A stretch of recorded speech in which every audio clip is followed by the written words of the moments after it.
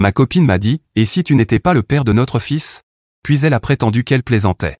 Quand j'ai demandé un test ADN, elle m'a posé un ultimatum, soit j'abandonne, soit elle me quitte. Mais j'ai besoin de savoir la vérité. Bon, Reddit. Ça va être long, alors accrochez-vous. Je n'aurais jamais pensé poster ici, mais je n'ai littéralement personne d'autre à qui en parler sans être jugé. Je suis avec ma copine, Lilia, 26 ans, depuis environ 2 ans. Moi c'est Jake, 28 ans, un mec ordinaire qui bosse comme représentant commercial pour une boîte de matériel médical. Rien de spécial mais ça paie les factures, vous voyez? On s'est rencontrés à la pendaison de crémaillère de mon pote Dave. Elle est entrée avec une robe rouge et là, j'étais foutu. Genre, incapable de former des phrases correctement. J'ai quand même réussi à avoir son numéro et on a commencé à sortir ensemble une semaine plus tard. On est allé beaucoup trop vite. On a emménagé ensemble au bout de 5 mois seulement parce que son bail arrivait à terme, et elle disait que financièrement ça avait du sens. Et moi, comme un idiot, j'ai dit, ouais, carrément. Résultat, elle est tombée enceinte 4 mois plus tard quand la protection a craqué et que la pilule du lendemain n'a pas marché. La bourde classique, non. Mais honnêtement, après le choc initial, j'étais plutôt content à l'idée de devenir papa. J'ai toujours voulu des enfants, juste pas si tôt. Lilia a eu une grossesse super compliquée, elle vomissait tout le temps les premiers mois, pas juste des nausées matinales mais vraiment toute la journée. Ensuite, les sautes d'humeur étaient extrêmes. Elle pouvait pleurer parce que la pizzeria avait oublié sa sauce à l'ail, puis exploser de rire devant des vidéos de chat la minute suivante. J'ai essayé d'être compréhensif parce que, bon, hormones et bébés en construction, tout ça. Mais ce n'était pas que les sautes d'humeur. Son comportement était bizarre. Un jour, vers le 3e mois, j'ai pris son téléphone pour regarder l'heure pendant que le mien chargeait. Elle a littéralement bondi du canapé et me l'a arraché des mains si vite qu'elle a failli le faire tomber. Elle a bafouillé un truc comme quoi elle avait des infos privées dessus que les patients ne voudraient pas qu'on voit.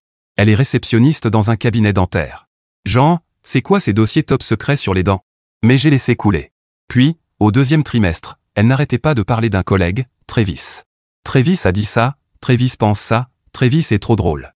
Puis, dès qu'elle est tombée enceinte, silence radio, plus jamais mention de Travis, comme si son nom avait été interdit. Quand je lui ai demandé un jour, au fait, qu'est devenu ce Travis dont tu parlais tout le temps, elle s'est braquée direct, pourquoi t'es obsédé par mes collègues? C'est chelou, Jake. Et plus jamais parler de lui. Super louche avec du recul. Il y avait aussi les rendez-vous médicaux. Au début, elle voulait que je vienne à tous, je prenais congé, je décalais mon boulot. Puis, vers le 5e mois, elle m'a dit que ce n'était pas nécessaire, que c'était juste routine, poids et tension. Quand j'ai insisté pour venir à un rendez-vous parce que je voulais voir l'écho, elle l'a reporté 2 fois en disant que le médecin avait des urgences. Autre chose étrange, sa mère, Carole. Avant, on s'entendait super bien. Mais pendant la grossesse, elle me regardait avec des yeux de chiot triste. Une fois, elle m'a enlacé beaucoup trop longtemps après un dîner et m'a dit « Tu es un homme bien, Jake », avec une drôle de voix. À l'époque, je pensais qu'elle était juste émue de devenir grand-mère. Comme un idiot, j'ai mis ça sur le compte des hormones, de l'émotion, bref. Notre fils, Milo, est né il y a 3 mois. 2 semaines en avance, selon Lilia. Mais les infirmières n'arrêtaient pas de dire comme il était gros pour un prématuré, 3,4 kg. J'y ai pas trop pensé, trop occupé à réaliser que j'étais papa. On m'a même laissé couper le cordon. J'ai pleuré comme un gamin. C'était le plus beau jour de ma vie. Les premières semaines ont été dures, pas de sommeil, couche non-stop, mais on a géré. La mère de Lilia est venue aider une semaine, elle cuisinait, faisait le ménage, même les nuits avec Milo. Sauveuse. Mais, elle me regardait toujours bizarrement quand je tenais Milo. Comme si j'étais un cas désespéré. Un soir, en passant par la cuisine, je l'ai entendu dire à Lilia, « Tu dois lui dire ». Son ton était grave. Quand je suis entré, elles se sont tues direct. Lilia a collé un sourire fake, et Carole s'est plongée dans sa casserole comme si sa vie en dépendait. J'ai pensé qu'elle parlait juste de dire à quel point elle était fatiguée. Le soir, j'ai demandé, « C'était quoi ce que ta mère disait, que tu dois me dire quelque chose ?» Lilia, sans lever les yeux de son téléphone, « Oh, ça. Elle pense que je devrais plus te dire à quel point tout ça est dur pour moi. Tu sais, être une nouvelle maman, le manque de sommeil, tout ça.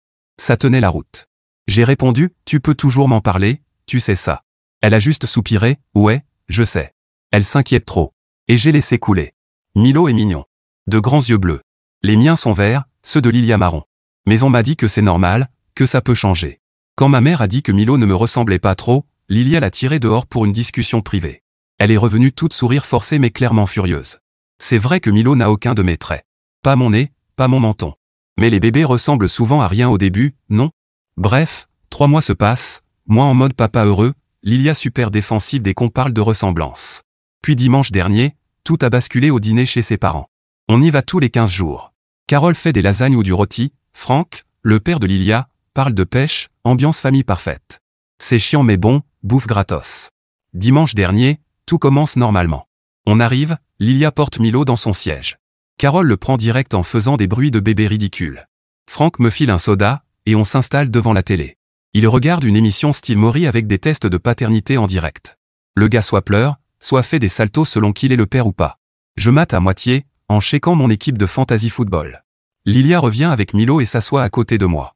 À la télé, un mec saute partout en criant « Je vous l'avais dit, je ne suis pas le père », pendant que la mère s'effondre en larmes. Classique télé-poubelle. Je regarde Lilia en m'attendant à un commentaire sarcastique ou un roulement d'yeux. Mais non. Rien. Elle rit, vraiment, un peu trop. Au début ça semble normal, puis ça continue, de plus en plus fort, aigu, presque forcé. Elle serre Milo contre elle comme si elle avait peur qu'il s'envole, le visage rouge. Merde, je dis en haussant un sourcil. Je savais pas que c'était ton genre d'humour. Elle agite la main en riant encore. C'est juste, mon Dieu, ces gens. Allait-elle entre deux éclats. C'est tellement dramatique. Jean, t'imagines? Et puis, complètement de nulle part, elle lâche, et si t'étais pas le père de Milo? Puis elle rit de nouveau. Mais cette fois, c'est différent. Ce n'est plus le vrai fou rire d'avant. C'est étrange, aigu, presque mécanique. Comme si elle forçait pour couvrir le fait qu'elle venait de dire quelque chose de vraiment, vraiment stupide. La pièce devient silencieuse. Franck coupe le son de la télé en plein test de paternité dramatique. Carole, qui était dans la cuisine à remuer une casserole de sauce, laisse tomber une cuillère qui s'écrase bruyamment au sol. Je fixe Lilia. Mon cerveau bug. Mais qu'est-ce qu'elle vient de dire, bordel? Elle tient toujours Milo, mais on dirait qu'elle veut disparaître. Ses yeux se mettent à courir dans tous les sens comme si elle essayait d'évaluer l'ampleur de sa gaffe. Puis, d'une voix trop enjouée, elle ajoute rapidement « Je plaisante totalement ». Regarde sa faussette au menton. C'est toi tout craché. Son faux sourire est tellement forcé qu'on dirait qu'il a été dessiné au marqueur. Sauf que moi, j'ai jamais eu de faussette au menton. Jamais. Mais tu sais qui en a une? Le frère de Lilia. Franck s'éclaircit la gorge et remet le volume de la télé trop fort. Carole appelle de la cuisine que le dîner est prêt, alors que je voyais très bien d'où j'étais assis qu'elle était toujours en train de touiller les pâtes. Le reste du repas fut affreusement gênant. Franck parlait de leur leurre de pêche avec un enthousiasme exagéré. Carole n'a presque rien dit, se contentant de lancer à Lilia des regards du style « Ferme ta gueule » chaque fois qu'elle tentait de lancer une conversation. Lilia faisait ce truc nerveux où elle parle trop et trop vite de choses sans importance. Moi, je me suis concentré sur mon assiette et sur Milo quand il s'agitait. Sur le chemin du retour, j'ai essayé d'en parler. C'était une blague bizarre chez tes parents. Elle est devenue super défensive d'un coup. Oh mon Dieu. T'es pas capable de prendre une blague? C'était juste à cause de cette émission débile que ton père regardait. Pourquoi tu prends ça au sérieux? Ça m'a juste paru étrange comme remarque. Et tu as dit qu'il a ma faussette, sauf que j'en ai pas, Jésus, Jec. C'est juste une foutue faussette. Il a tes yeux. Sauf qu'il n'a pas mes yeux non plus. Les miens sont verts. Ceux de Lilia sont marrons. Milo a des yeux bleu clair. J'ai fait de la biologie au lycée. Je sais que ça ne marche pas comme ça. Mais je ne l'ai pas dit à voix haute. J'essaie pas de me disputer, j'ai répondu. Ça m'a juste pris de court. Eh bien, arrête d'en faire une montagne. Mon Dieu. Tu deviens parano. C'est parce que ton ex t'a trompé? Tu projettes ça sur moi maintenant? Coup bas. Mon ex de fac m'a effectivement trompé, et Lilia sait que c'est une plaie sensible. Mais sortir ça donnait l'impression qu'elle essayait de me faire passer pour le méchant juste parce que je questionnais sa blague pourrie. On a roulé le reste du trajet en silence. Je n'arrêtais pas de repasser la scène en boucle dans ma tête, la façon dont elle l'a dit, la panique quand personne n'a ri, la réaction de ses parents, pas confuse, mais tendue, comme s'ils savaient quelque chose. Je sais pas pourquoi, mais ça m'a poussé à regarder les choses de plus près, même si c'était juste une blague. Ce soir-là, pendant que Lilia était sous la douche, je me suis retrouvé à fixer Milo dans son berceau, vraiment à l'observer pour la première fois, cherchant un peu de moi dans son visage. Ses cheveux foncent, se rapprochant de la couleur de ceux de Lilia. Son nez est minuscule et retroussé comme le sien. Moi j'ai un gros pif, hérité des gènes italiens de mon père. Ses yeux ne ressemblent ni aux miens ni aux siens. Ça peut être normal, non? La génétique est bizarre. Tous les gosses ne sont pas des photocopies de leurs parents. Mais ajouté à ce commentaire, je pouvais plus empêcher mes pensées de tourner en boucle. Les jours suivants, j'ai essayé de l'observer davantage pour voir s'il y avait d'autres signes. Et honnêtement, rien ne semblait différent. Lilia était comme d'habitude, débordée avec Milo, crevée, mais toujours en train de plaisanter avec moi. Si quelque chose avait changé, c'était qu'elle était plus affectueuse. Toujours collée à moi sur le canapé, des baisers rapides sur le front quand elle passait à côté, des petites attentions comme ça. Le commentaire au dîner continuait de me hanter, mais elle n'agissait pas bizarrement après. Pas d'énergie nerveuse. Pas d'évitement. Si je parlais de Milo, elle était toujours aussi gaga. Une chose m'a quand même marqué, la salle de sport. Elle a repris quelques semaines après la naissance de Milo, ce qui ne m'a pas surpris. Avant sa grossesse, elle était très branchée fitness et n'arrêtait pas de dire qu'elle avait hâte de s'y remettre. Maintenant, elle y va 3 fois par semaine, toujours à la même heure, sans jamais manquer une séance. Un soir, j'ai plaisanté, t'es plus assidu que moi. Je devrais peut-être venir avec toi. Elle a à peine levé les yeux de la pile de body qu'elle pliait. Chérie, c'est littéralement la seule chose que je fais rien que pour moi. Laisse-moi ça, s'il te plaît. Ce n'était même pas dit sur un ton défensif. Plutôt comme si elle était épuisée et suppliait que je ne lui enlève pas son seul espace de respiration. J'ai laissé tomber, en disant que je rigolais. J'ai commencé à croire que je surréagissais. Mais une semaine après l'épisode du dîner, je l'ai entendue au téléphone avec sa sœur. J'étais dans le salon avec Milo, elle était dans la chambre, la porte entr'ouverte. J'espionnais pas, mais elle parlait fort. Je sais pas à quoi je pensais, Kali. Elle a gémi. C'est juste sorti avant que je puisse me retenir. Puis elle a ri. Je sais. C'était tellement stupide. Fallait voir sa tête. Et mes parents, mon Dieu. On aurait entendu une mouche voler. Encore des rires. J'ai senti mon estomac se nouer. Sa sœur a dû demander si elle avait clarifié, parce que Lilia a soupiré. Ouais, je lui ai dit que c'était une blague.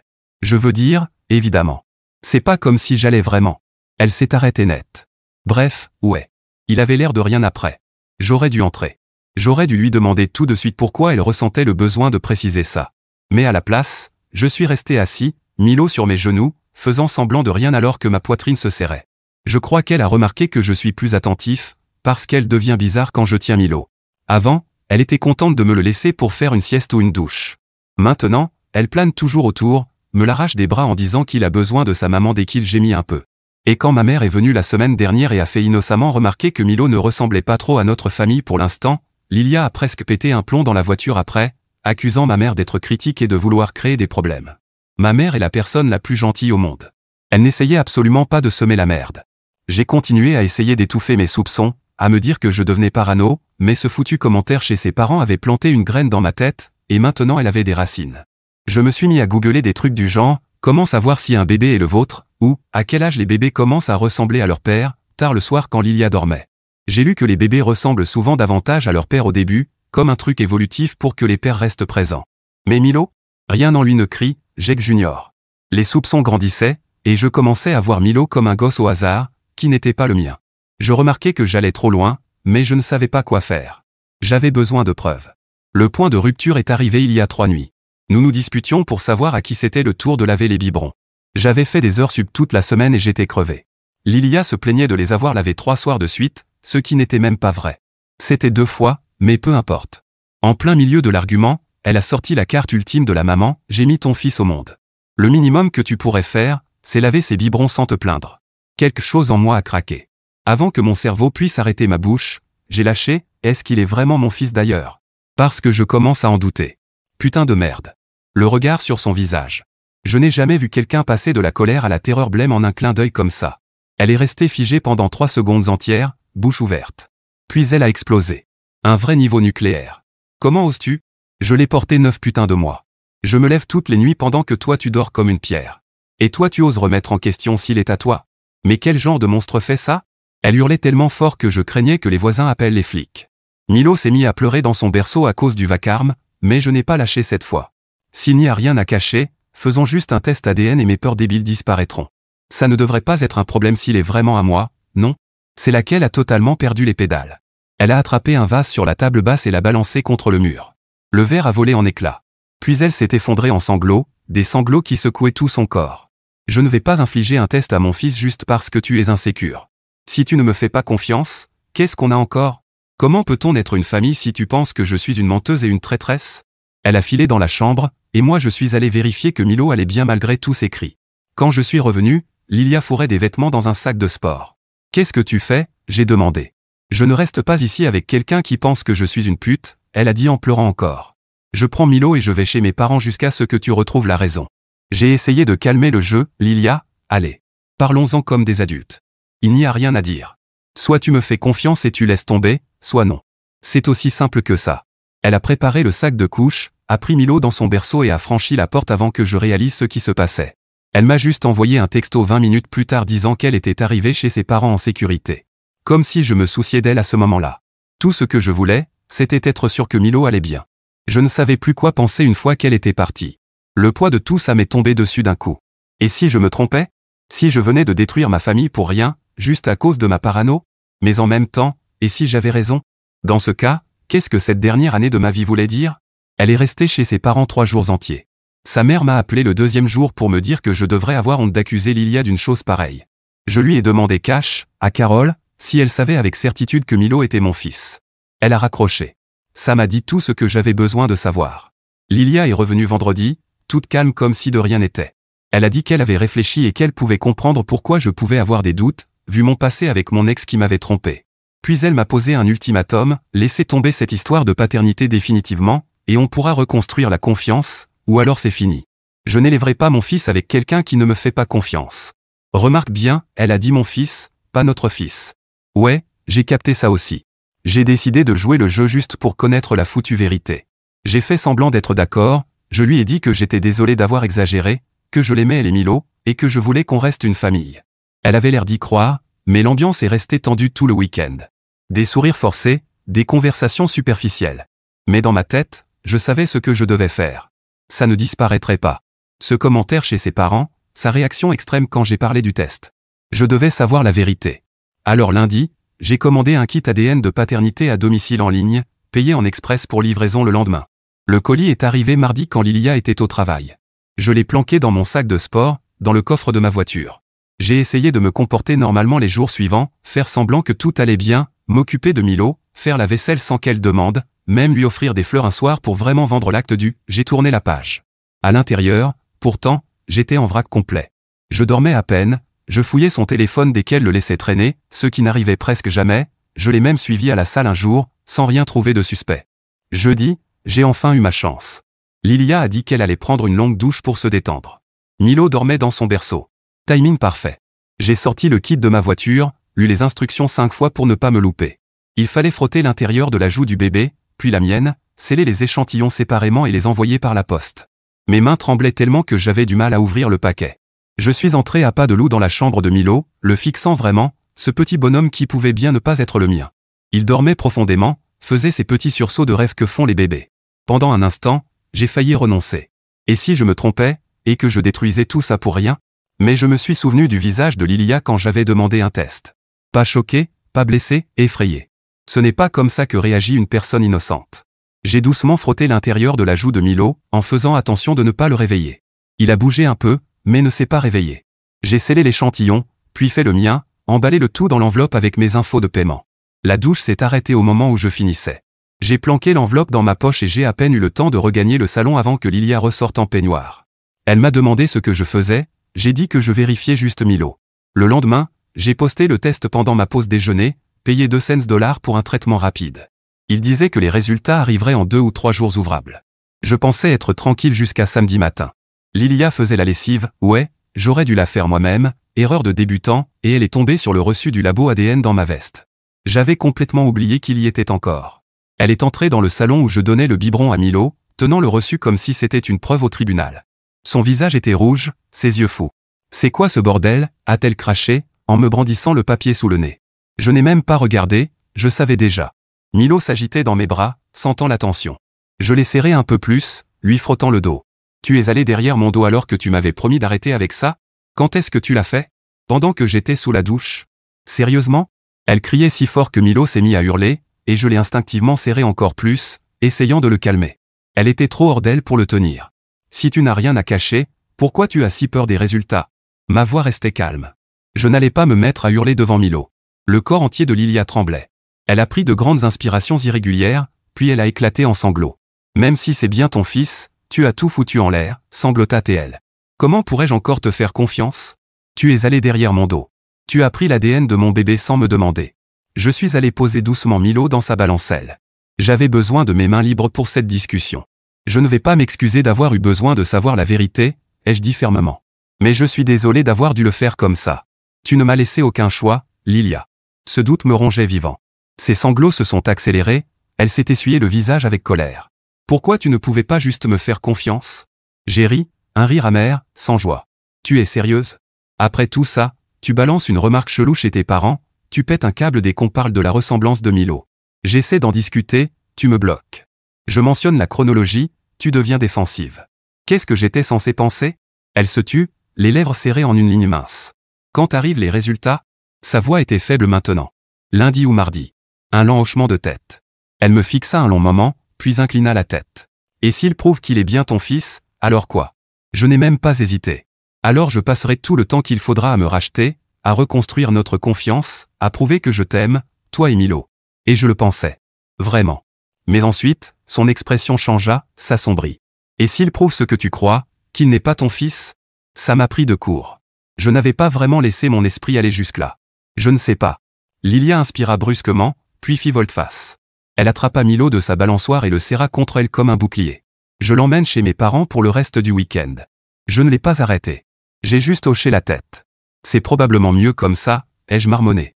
J'avais besoin d'espace. Parce que si ces résultats confirmaient mes soupçons, je n'avais aucune idée de ce que j'allais faire. Elle fit sa valise et partit en moins de 30 minutes. J'ai passé le week-end seul dans notre appartement, avec l'impression que tout mon monde était en équilibre au bord d'une falaise, prêt à basculer. Le mail avec les résultats est arrivé lundi matin, pendant que j'étais au travail. J'ai pris ma pause déjeuner plus tôt et je suis allé m'asseoir dans ma voiture pour l'ouvrir. C'était un de ces moments où le temps ralentit, tu vois? J'ai littéralement fixé ce mail non ouvert pendant 10 minutes avant d'avoir le courage de cliquer dessus. Les résultats étaient là, en gros caractères en haut, probabilité de paternité, 0%. J'ai vomi directement sur le parking. J'ai eu l'impression que quelqu'un m'arrachait le cœur par la gorge. Toutes ces nuits à nourrir Milo, tous ces couches changées, tous ces « je t'aime » murmurés, fondés sur un putain de mensonge. J'ai appelé mon patron et je lui ai dit que j'avais une urgence familiale. J'ai conduit jusqu'à la maison comme dans un brouillard, j'ai failli griller un feu rouge tellement je n'arrivais pas à me concentrer. Je ne voyais que ces mots, 0% de probabilité. Lilia avait envoyé un message disant qu'elle rentrerait après le travail pour parler des résultats. J'ai simplement répondu 2 mots, ils sont là. Elle a dû quitter le boulot plus tôt, parce qu'elle est arrivée à l'appartement moins d'1 heure plus tard, avec Milo. Elle a vu mon visage et a su. Jake, s'il te plaît, laisse-moi t'expliquer. J'ai juste levé mon téléphone avec les résultats. 0%, Lilia. 0.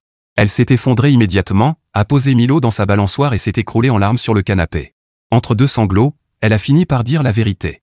Apparemment, l'an dernier, après notre grosse dispute au sujet de mon voyage à l'enterrement de vie de garçon de Dave à Vegas, elle a voulu se venger en sortant avec des collègues. Elle a retrouvé Travis, son collègue, dans un bar. Ils se sont bourrés la gueule et ont fini chez lui. D'après elle, c'était juste une fois. J'ai pris la pilule du lendemain le lendemain matin, je te le jure, mais ça n'a pas marché. Quand j'ai compris que j'étais enceinte, on était si heureux ensemble. Je me suis convaincu que ça devait être le tien. Le timing était si proche. Tu m'as laissé croire qu'il était mon fils pendant 1 an, ai-je dit. Tu m'as regardé peindre sa chambre. Tu m'as laissé couper le cordon à l'hôpital, Lilia. Qui fait ça? Elle continuait à tendre les bras vers moi, mais je me suis reculé. Je ne supportais pas l'idée qu'elle me touche. Travis ne veut pas d'enfant. Il l'a toujours dit. Mais toi, tu es déjà un si bon père pour Milo. Il t'aime. On peut surmonter ça. Avoir d'autres enfants. Nos enfants. Stop. Arrête. J'ai pris mes clés et mon téléphone. Je vais dormir chez Dave ce soir. Quand je reviens demain, je veux que tu sois parti. Jake, je t'en supplie. On peut arranger ça. Elle était hystérique, maintenant. Je n'ai rien répondu. Je suis juste sorti, alors qu'elle pleurait et me suppliait de rester. J'ai bloqué son numéro dès que je suis monté dans la voiture. Je suis allé chez Dave et je lui ai tout raconté. Cette nuit-là fut terrible. Je n'arrêtais pas de faire défiler les photos de Milo sur mon téléphone, cherchant à voir s'il y avait une part de moi en lui. Il n'y en avait pas. Juste Lilia et ce putain de Travis. Le lendemain, j'ai pris un jour de congé. Je ne pouvais pas affronter les gens. Vers midi, j'ai débloqué le numéro de Lilia juste pour voir si elle avait quitté l'appartement. J'avais 47 messages en attente. Principalement des « s'il te plaît, rentre à la maison, on peut arranger ça, Milo a besoin de toi ». J'ai répondu par un seul texto « es-tu sorti de l'appartement ?» Elle a dit oui. Elle était chez ses parents. Je suis retourné chez nous, chez moi, techniquement, puisque je suis le seul sur le bail. Entrer là-dedans était surréaliste. Elle avait pris la plupart des vêtements et jouets de Milo, mais son berceau était toujours là. Sa balançoire. La table allongée que j'avais montée alors qu'elle était enceinte de 8 mois. Tout ce à quoi je pensais, c'était « comment ma vie a-t-elle pu en arriver là ?» J'ai passé la soirée à faire des listes. Des trucs pratiques que je devais régler. Trouver un avocat, savoir si j'étais légalement responsable vu que mon nom est sur l'acte de naissance, décider si je devais casser le bail ou la virer définitivement. Et juste comme ça, je me suis retrouvé pris dans un cauchemar juridique. Puisque mon nom figure sur l'acte de naissance de Milo, je suis légalement son père aux yeux de la loi. Peu importe que le test ADN dise le contraire. Dans cet état, si tu signes l'acte de naissance, tu acceptes d'assumer la responsabilité en tant que père, point. L'avocat m'a expliqué que je devais déposer une requête pour désétablir la paternité le plus vite possible. Il y a un délai limité pour contester la paternité après avoir découvert qu'on n'est pas le père biologique, et ça varie selon l'État. Ici, c'est 1 an. Si j'attends trop, je pourrais devoir payer une pension alimentaire pendant 18 ans pour un gamin qui n'est pas le mien. Imagine ? 18 putains d'années. Mais voilà où ça devient encore plus compliqué. Déposer la requête ne garantit pas que le tribunal m'enlèvera de l'acte de naissance. Le juge doit considérer l'intérêt supérieur de l'enfant. Donc, même si Milo n'est pas biologiquement le mien, si le tribunal estime que j'ai déjà établi une relation père-fils, il pourrait quand même me rendre légalement responsable. Quand l'avocat m'a dit ça, j'ai failli exploser dans son bureau. Comment est-ce que c'est juste ? On m'a piégé pour croire que j'étais le père de cet enfant. Je n'ai jamais choisi ça. Il est resté super professionnel, pourtant. Il a dit que notre dossier était solide, parce que Milo n'a que 3 mois, donc la relation n'est pas encore vraiment établie. En plus, on a une preuve ADN claire que je ne suis pas le père, et on sait qui est le père biologique potentiel, Travis. Le plan, c'était de déposer la requête pour désétablir ma paternité et en même temps déposer une requête pour établir celle de Travis. On va forcer ce connard à passer un test ADN et à assumer son enfant. Lilia a reçu les papiers vendredi. Elle a débarqué chez moi ce soir-là, complètement hystérique. Elle n'arrêtait pas de frapper à la porte et de hurler jusqu'à ce que je menace d'appeler les flics. Les voisins ont sûrement tout entendu. « Comment tu peux faire ça à Milo ?» criait-elle à travers la porte. « Il est innocent là-dedans. » Ouais. Pas de doute. Moi aussi j'étais innocent. Mais je n'étais pas celui qui avait créé cette situation. Elle a finalement déguerpi quand j'ai commencé à filmer sa crise à travers l'entrebâillement de la porte. Assez intelligente pour savoir que ça ne rendrait pas bien devant un juge, je suppose. Son père m'a appelé le lendemain matin. Franck a toujours été un type correct, alors j'ai pris l'appel. Il était plus calme que Lilia, mais encore bien remonté. « Fiston, je comprends que tu sois blessé. Ce qu'a fait Lilia est mal, mais ce petit garçon a besoin d'un père. Je l'ai coupé. Il en a un. C'est son collègue, et ta fille le savait depuis le début. » Long silence. Puis, tu as déjà pensé que peut-être Lilia avait fait une erreur, mais qu'elle t'a choisi comme père de Milo parce qu'elle savait que tu serais bon dans ce rôle ? Que c'était peut-être sa manière tordue de construire une famille avec toi. Franck, elle m'a menti. Chaque jour, elle m'a regardé construire une chambre pour un enfant dont elle savait qu'il n'était probablement pas le mien. Comment tu te sentirais si quelqu'un te faisait ça ? Il a soupiré. Je me sentirais exactement comme toi, mais je te demande de penser à Milo. Je sais que ce petit n'a rien fait de mal, mais moi non plus. Je suis désolé, Franck, mais je ne peux pas élever l'enfant d'un autre homme, surtout né d'un mensonge. Je ne peux pas. Dimanche, Lilia m'a écrit que Travis refuse de faire le test de paternité ordonné par le tribunal. Il dit qu'il sait qu'il n'est pas le père et qu'elle essaie de le piéger. Ironique, non. Ce qu'on sème, on le récolte. À l'audience préliminaire, Lilia est venue avec son propre avocat. Je m'attendais à ce qu'elle conteste tout, mais étonnamment, elle ne l'a pas fait. Son avocat a dit qu'il n'allait pas s'opposer à ma demande de désaveu de paternité. Ils ont seulement demandé des droits de visite pour moi, si je le souhaitais, puisque Milo me connaît comme son père. Le juge a ordonné à Travis de se présenter pour un test ADN lundi prochain. S'il ne se présente pas, un mandat pourrait être émis contre lui. Le tribunal a finalement statué sur mon cas 6 semaines après ma dernière mise à jour. Mon nom a officiellement été retiré de l'acte de naissance de Milo. Je ne suis plus légalement son père. Ça peut sembler bizarre, mais quand le juge l'a officialisé, j'ai ressenti un mélange étrange de soulagement et de vide en même temps. Ce type, Travis, a finalement fait ce putain de test ADN, qui a confirmé ce qu'on savait déjà, il est le père biologique. Maintenant, il est légalement responsable de la pension alimentaire. Mon avocat m'a dit que j'ai eu de la chance que ça ne dure pas des années, ce qui arrive souvent dans ce genre de situation. Petite victoire, je suppose. Après le jugement, les choses sont devenues encore plus étranges. Lilia m'a appelé en pleurant, disant que Milo avait une otite et que Travis refusait d'aider. « Tu es le seul qu'ils connaissent, sanglotait-elle. J'ai raccroché.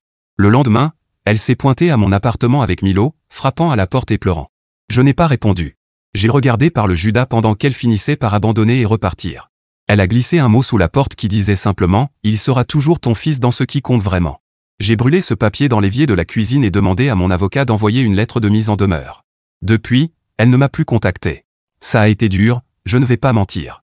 Le premier mois après la décision du tribunal, je me réveillais parfois en pensant entendre Milo pleurer dans la pièce d'un accent grave côté. Je me levais même, avant de me rappeler qu'il n'était pas là. Qu'il n'avait jamais vraiment été à moi. J'ai fini par suivre le conseil de Dave. J'ai tout donné à un refuge pour femmes, le berceau, les vêtements, les jouets, tout. Absolument rien gardé. Ça a été une journée difficile de mettre tout ça en carton. J'ai retrouvé un body avec écrit le meilleur copain de papa que j'avais acheté avant sa naissance. J'ai presque voulu le garder, mais je savais que ça ne ferait que me hanter. J'ai demandé un transfert pour le bureau de mon entreprise à Austin.